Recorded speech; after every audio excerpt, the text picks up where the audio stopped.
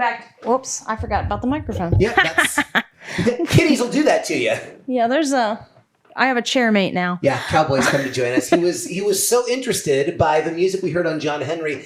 He just he wanted to come and remind us to talk more about James Ensor himself. Is that right, Cowboy? It is correct. Oh, he's leaving now that we're doing it. He was reminding me of when I was watching all the classic Halloween movies, and by that I mean horror movies back around Halloween.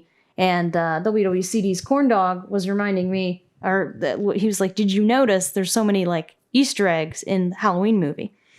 And I had noticed, because of my knowledge of the They Might Be Giants song James Ensor, that there was a poster hanging up that said, the works of James Ensor or whatever. And I had seen a James Ensor painting in real life before. And Corn Dog's like, yeah, so it's because James Ensor is famous for painting masks.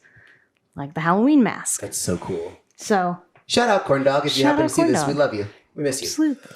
Should we look to the next album? Let's look to the next album before I get too sidetracked. 1996. I'm glad you got all the years, because that's 100% not. I am a huge nerd for the years that records came out. It's weird. It's weird. I will acknowledge it's very weird. Factory Showroom is this one that we're getting to now. Thoughts, Emma? My thoughts, so I love James K. Polk. Yeah. I loved in school being able to know things because of They Might Be Giants songs. That was my favorite thing.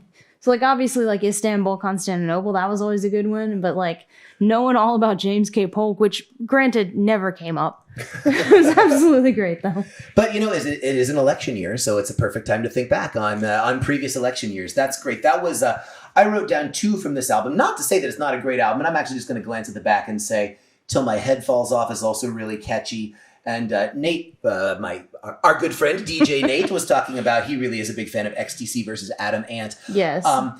I'm going to say like I said, James K. Polk was the other one I jotted down, but my top choice on this is not even a hard one. I don't have to think for a second. I would have to think if I'm going to call it my favorite They Might Be Giants song. I don't know, but it's easily my favorite song on this record, and it's a cover. Yeah, that was going to be my actual number 1 choice, but I wanted to talk about James K. Polk.